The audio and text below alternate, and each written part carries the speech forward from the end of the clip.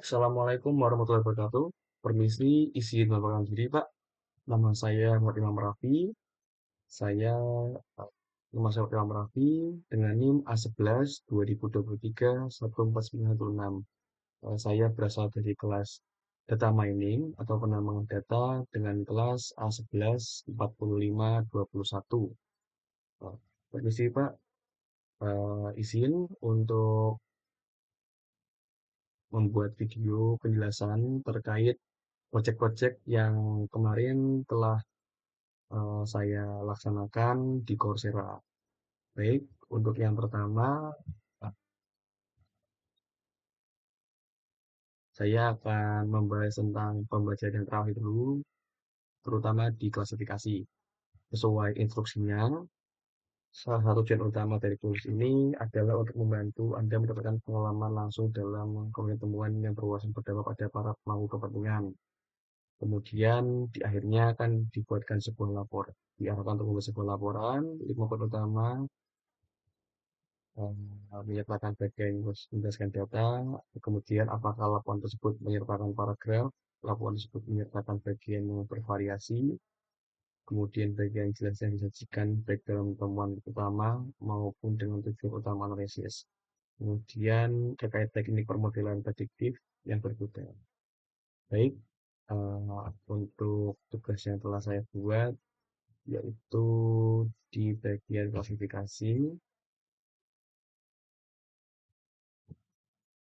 Di sini coba ada kiriman saya. Oke.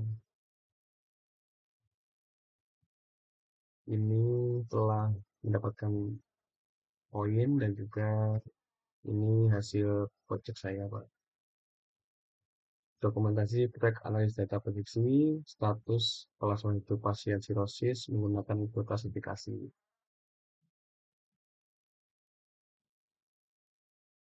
Jadi seperti tadi, latar belakangnya saya mengambil data set Society yang merupakan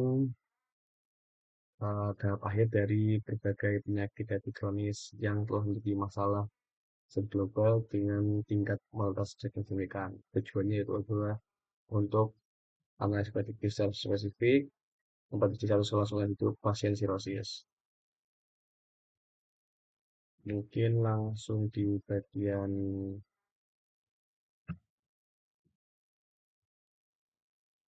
metodenya. Untuk metodenya, saya menerapkan eksplorasi pembersihan dan drive itu sesuai arahan seperti tadi, pra pemrosesan data, kemudian pemisahan data, dan juga pelatihan dan evaluasi model. Pada tahap ini saya menguji 3 algoritma berbeda untuk menemukan keseimbangan terbaik antara akurasi dan interpretasi regresi logistik, decision tree, dan random forest. Hasilnya menunjukkan performa range kompetitif regresi logistik memberikan akurasi 82,14% sebagai baseline-nya solid. Kemudian decision tree menghasilkan hasil yang baik juga mencapai 77,38%. Kemudian random forest eh, ini yang keluar yang sebagai yang terbaik yaitu dengan akurasi tertinggi yaitu di angka 86,90.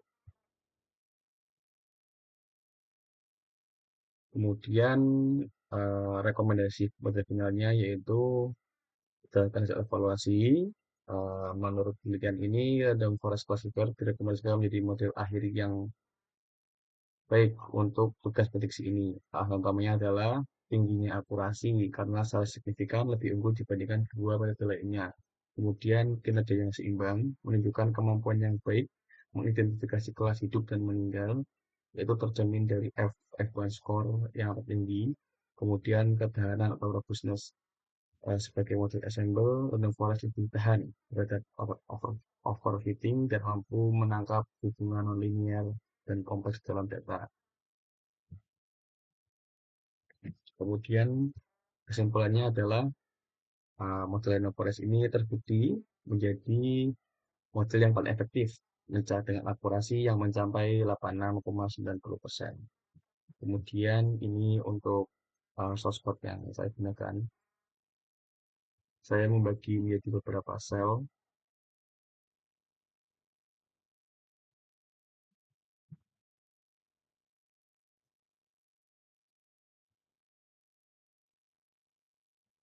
Oke, kemudian lanjut pada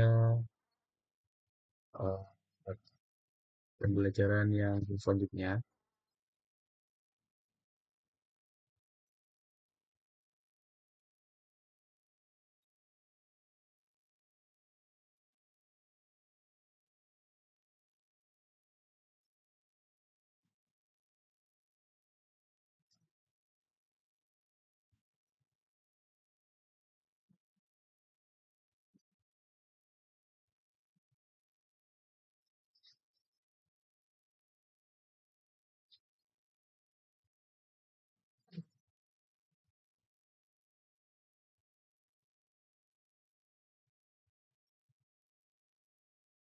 yang selanjutnya saya akan membahas tentang regresi.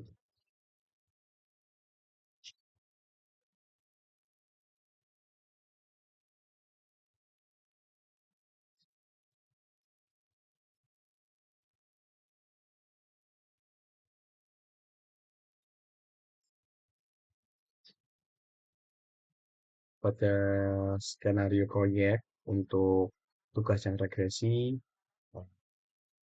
di sini lebih mengutamakan alat dan teknik yang diberi selama kurs ini, melatih beberapa regresi linear dan kumpul data yang menurutnya saya sukai. Kemudian setelah beberapa langkah, setelah memiliki wawasan, di sini saya akan memindahkan laporan dan di sini fokusnya itu diarahkan untuk menjelaskan tentang ringkasan data, tujuan analisis, kemudian perbandingan model yang terbaik, temuan utama, dan juga keterbatasan dan langkah-langkah selanjutnya, mengidentifikasi kekurangan dan model penguraian perbaikan di masa depan.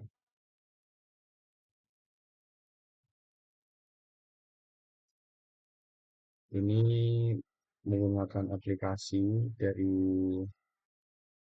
Coursera, namun sepertinya sudah hilang Pak beberapa waktu kemarin, tapi saya sempat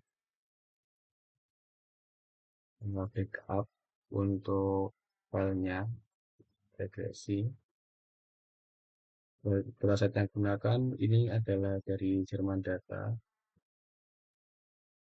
Dataset ini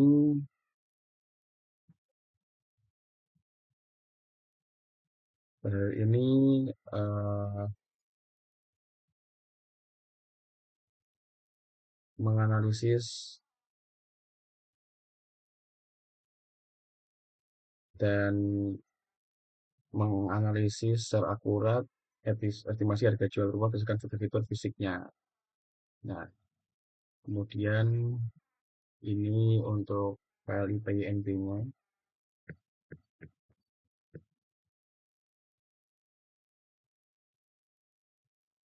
Oh, oke.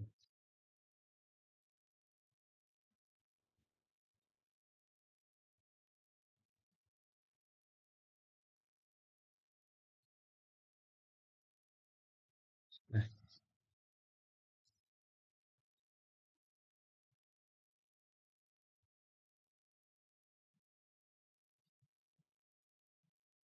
di sini pada slide pertama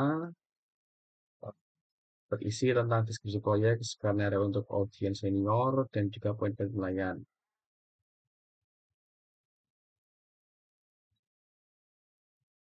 Di sini bertujuan untuk memberikan pengalaman langsung, mengkomunikasikan temuan analitis yang terdapat di pemangku kepentingan dan juga regresi linear. Kemudian persiapan pemuatan data, kita syarat kedua, seperti ini. Kemudian pada syarat selanjutnya yaitu adalah saya melakukan eksplorasi data dan transformasi target. Melakukan pengecekan tipe data, nilai yang hilang, dan melakukan log transformation pada variabel sell price menggunakan np log 1p. Saya memastikan kualitas data yang mengecek nilai kosong. Selain itu, saya juga menerapkan transformasi algoritma pada harga rumah untuk mengatasi skewness kemiringan data hingga dapat belajar dengan lebih stabil.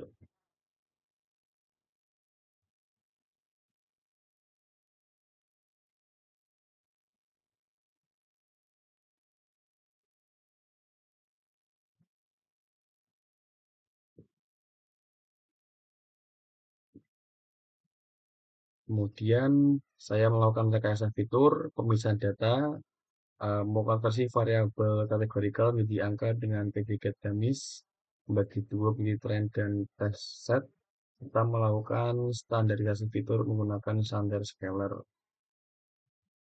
Kemudian pada sel selanjutnya, saya melakukan pelatihan berbagai model regresi, melatih 4 model sekaligus linear regression with lasso dan polymer Petrus. Inilah saya menguji 4 pendekatan berbeda, regresi standar, regresi dengan regularity range dan lasso. Kemudian untuk mencegah overfitting dan serta fitur polinomial untuk menangkap hubungan data yang lebih kompleks.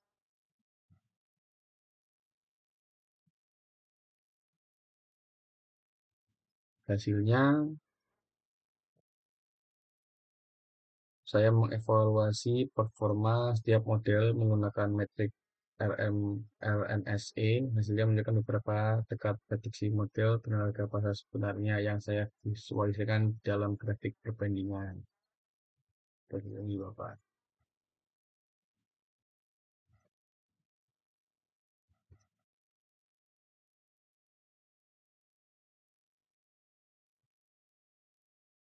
Baik, yang selanjutnya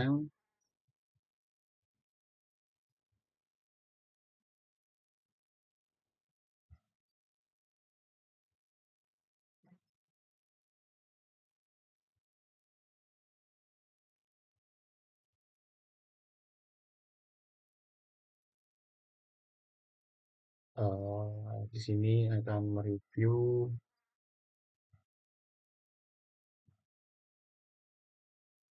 ya sudah tadi analisis data, eksplorasi untuk pembelajaran mesin.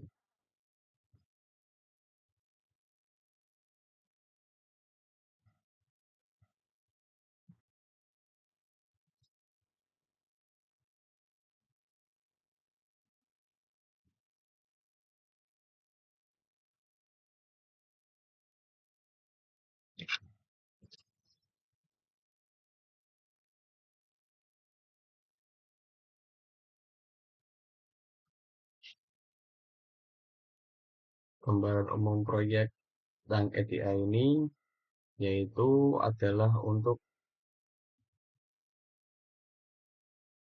mempersiapkan data uh, dengan data yang sudah siap.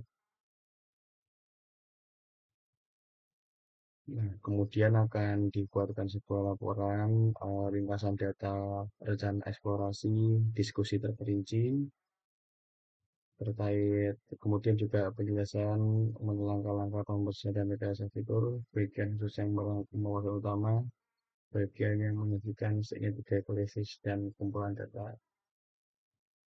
Baik, pada penyerahan tugas evaluasi akhirnya, ini juga menggunakan aplikasi Jupyter Lab, namun saya sudah membackup-nya.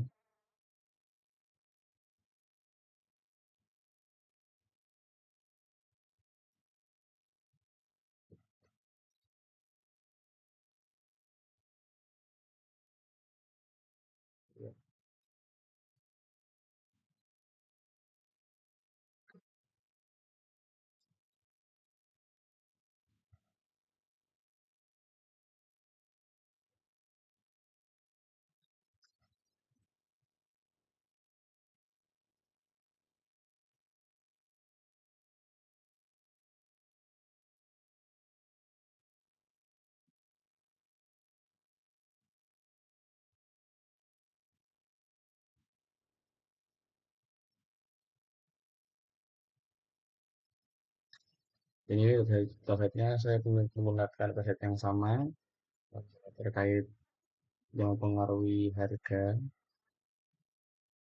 seperti tadi. Kemudian ini file PNP-nya yang sudah saya kerjakan sebelumnya.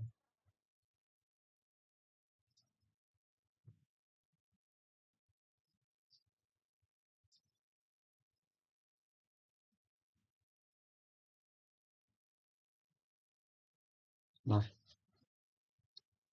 di sini eh, yang pertama tentang pembuatan proyek, penarikan dataset, ukuran dataset, kemudian distribusi variabel target, hasilnya bagaimana, dan begini hasilnya. Di sini ada 21 kolom dari 5 dataset tersebut, ada date, status, duration, date history, dan lain-lain. Distribusi variabelnya di status, ini hasilnya, hasil distribusinya.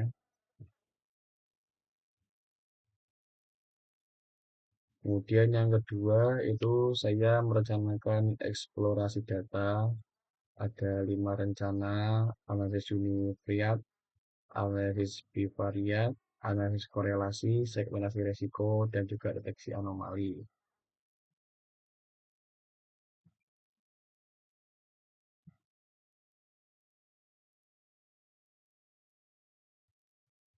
Kemudian begini hasilnya. Kemudian pada langkah berikutnya saya melakukan pembersihan data. Saya mengecek nilai hilang atau missing values. Kemudian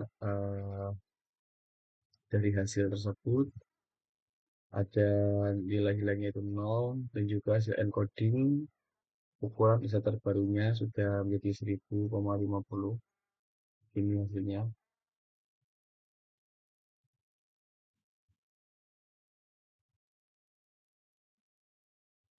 Kemudian hasil dari percobaan ini eh, rata-rata fitur kebesaran kelas 1 good dan perfect. Pemenuasannya adalah resiko berdasarkan cek status kelas 1 dan 2, cek statusnya A11, hasilnya seperti ini.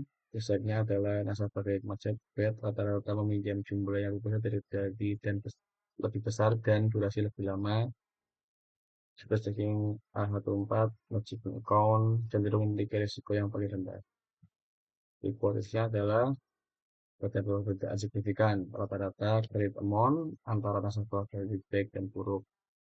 Nasabah dengan durasi pinjam duration yang lebih lama memiliki cenderung risiko kredit lebih macet yang lebih tinggi. Terdapat ketergantungan signifikan antara jenis status dan juga klasifikasi risiko kredit.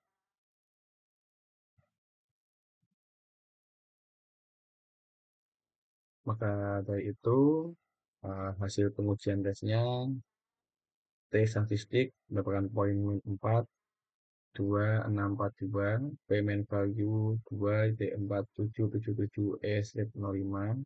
Hasilnya adalah kalau HO. Ada perbedaan signifikan jumlah kredit antara good dan bad.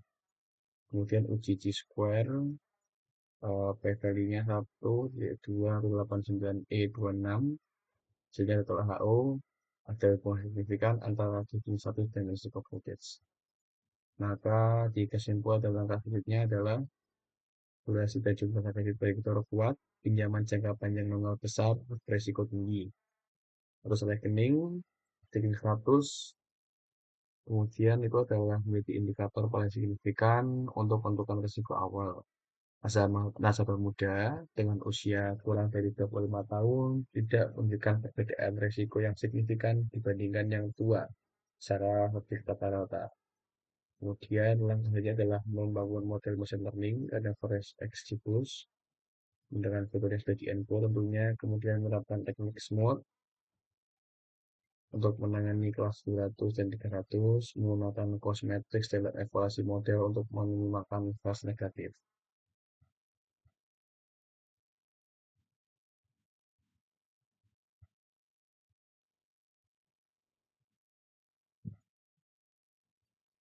Baik, pada review yang berikutnya, tugas yang terakhir itu data mining.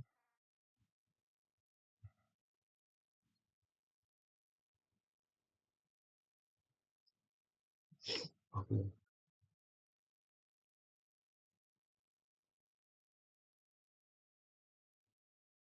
Yang untuk pengawasan data mining.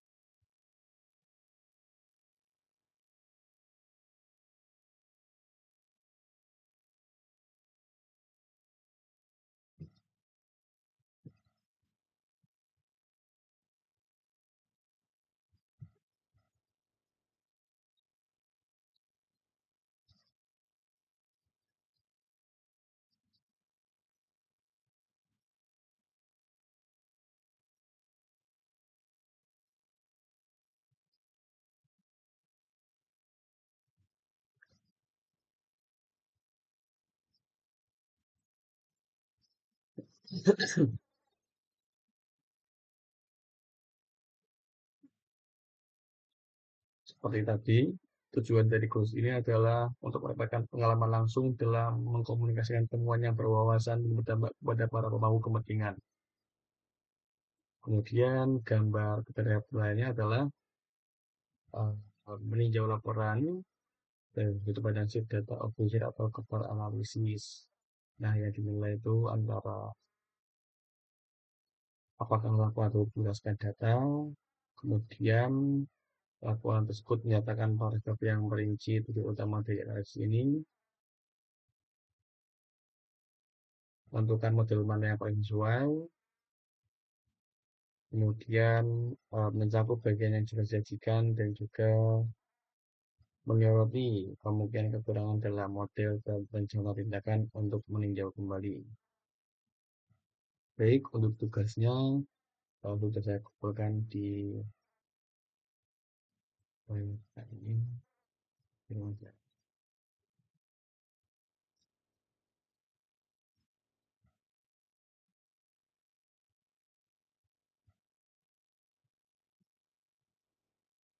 Ini adalah laporannya, yaitu laporan proyek unsupervised learning, segmentasi pasien Sulawesi Selatan menggunakan Kamin Stasling buat oleh Imam Rafi dengan link seperti berikut.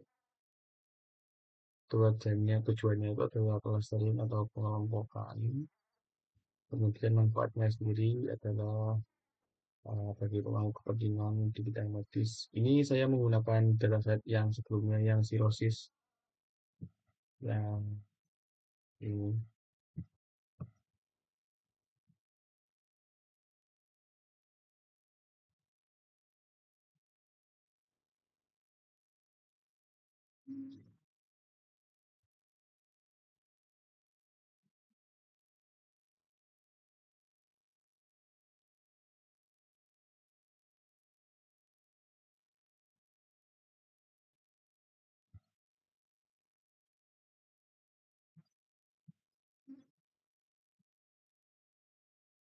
Sepertinya datasetnya tidak terbackup.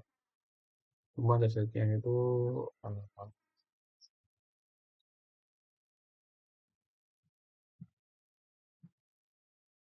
soal penyakit sirosis. Jadi manfaatnya yaitu adalah seperti rumah sakit atau peneliti memberikan manfaat yang signifikan dengan pengelompokan pasien dalam profil yang berbeda, misalkan risiko rendah, kemudian perawatan yang mendesak ataupun kekurangan alvin kronis. Nah, datanya ini sirosis pasien records, sirosis yang berarti data bahwa pasien sirosis. Sumbernya dari UCI mesin,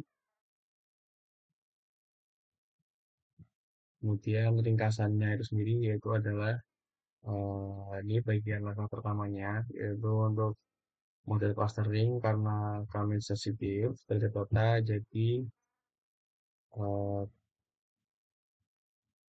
data yang hilang karena kami sensitif terhadap data yang hilang, basic value dan skala yang berbeda. Ini kodenya seperti ini.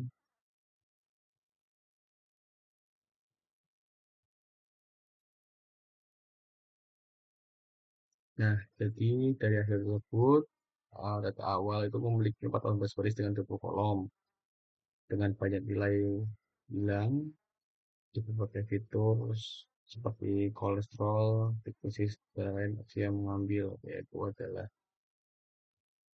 handling NA, nilai numerik yang hilang yang diisi dengan media nilai tengah, dan nilai kategorikal yang hilang diisi dengan modus encoding. Kemudian saya melakukan encoding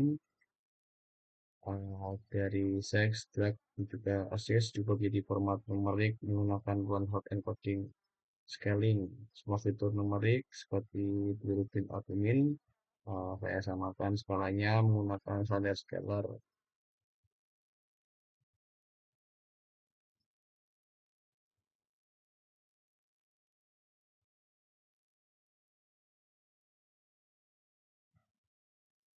Baik, selanjutnya adalah ringkasan training model. Untuk modelnya sendiri, saya menggunakan dua metode, elbow method dan silhouette method. Jadi, saya melatih model Cummins dengan jumlah K dari 2 hingga 10 menggunakan kode seperti berikut ini. Sudah dilanjutkan. Hasilnya pada elbow method, grafik which SS inersia menunjukkan penurunan yang tajam dari K sama dengan 2 ke K3 dan mulai melandai setelah keempat atau K5. Dengan ini mengindikasikan bahwa K3, K4 atau K5 adalah kandidat yang baik. Kemudian dengan Shewlet score plot, grafik skor siluet menunjukkan nilai tertinggi pada K2. Namun K2 hanya membagi pasien lebih sakit dan lebih sakit yang kurang memberikan awasan skor tertinggi kedua atau titik total terlihat pada keempat. Berdasarkan analisis ini, saya memilih 3 variasi model untuk dievaluasi lebih lanjut, yaitu ada variasi 1, Cummins, K3, berdasarkan siku pertama yang jelas di Elbow Method, kemudian variasi 2, Cummins, dan juga variasi 3, Cummins dengan K5. Setelah membandingkan ketiga variasi, model yang direkomendasikan adalah model final Cummins dengan K seperti apa poster. Kenapa demikian? Karena meskipun K sama dengan 2 memiliki skor siluet tertinggi, secara absolut keempat dengan skor siluet sekitar 0,16 sampai 0,12 dipilih karena keempat ini memberikan keseimbangan yang terbaik antara keterpisaan fisik dan juga wawasan yang dapat ditindaklanjuti dengan membagi pasien ke dalam 4 kelompok, memberikan segmentasi yang lebih kaya dan juga mendalam terhadap analisisnya daripada 2 atau 3 kelompok yang memberikan identifikasi profil pasien yang lebih spesifik dengan model K3 menghasilkan satu klaster yang terlalu besar. Sementara jika menggunakan K5 boleh memecah kelompok yang mirip lebih kurang stabil. Kemudian kami menerapkan model keempat seperti yang telah disepakati dengan source code yang seperti ini. Dari hasil tersebut ditemukan temuan kuncinya yaitu berdasarkan hasil analisis grupi dan visualisasi diidentifikasi ada 4 profil pasien yang berbeda yaitu klaster 0, pasien yang sehat di awal dengan jumlahnya ada 25 per pasien.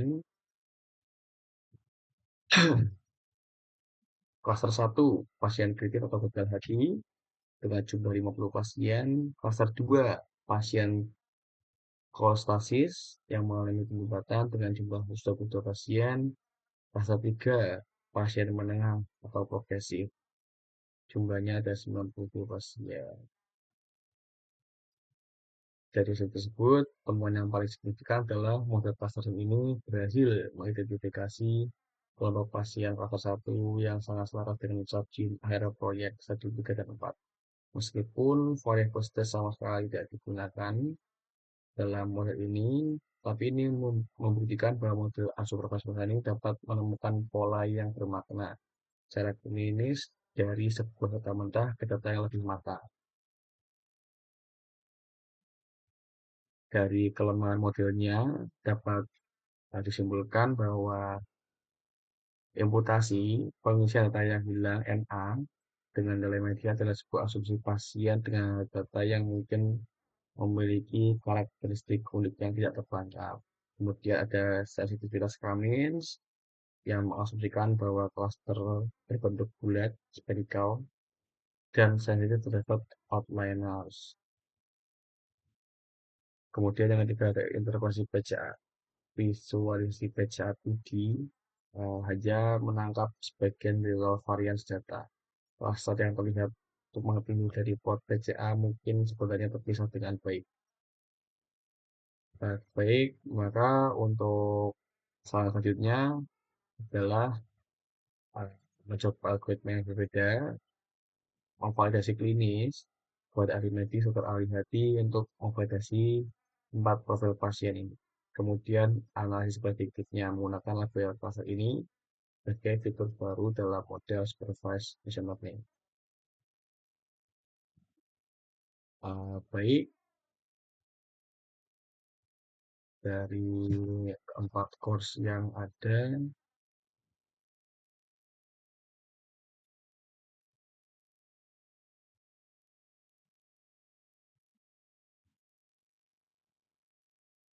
yaitu data mining, EDA, regresi dan klasifikasi sudah uh, penuhi.